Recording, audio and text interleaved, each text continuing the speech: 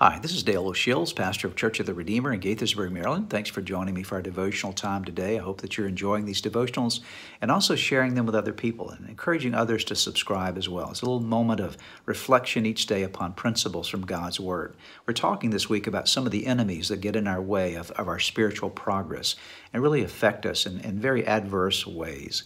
I want to talk to you today about something called discouragement. Discouragement is a very subtle thing that can sneak into our lives and can have a very negative effect upon us. Discouragement is when you feel like you're just not making any progress. It feels as though everything is piling in upon you, and you know what? It's just, how am I going to ever make it out of this?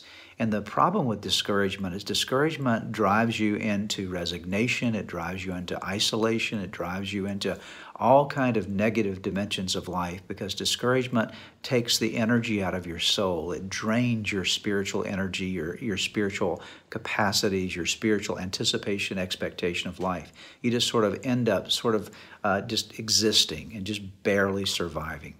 And I want you to remember today that God is the God of encouragement, and encouragement is the antidote for discouragement. When you're discouraged, it means your courage has been taken out, your strength has been taken out. But God is a God who puts strength into you and puts courage into you. That's why God told Joshua, when Joshua was about to lead the children of Israel into the promised land, God said, Joshua, you need to get this book of the law in your mouth, in your heart, in your life. Meditate on it day and night, and then you'll be successful in everything that you do. It'll help you to overcome discouragement. It'll put something inside of you. And all of us need to be filled up with something that keeps us going, and that's God. We need to be freshly enthused with God, that God imparts to us His strength and His power. So my prayer for you today is that in the midst of any discouragement you're facing, maybe it's discouragement in a relationship or discouragement in your job or discouragement in your own spiritual progress, that today you'll say, I'm not going to let discouragement rob me of my victory.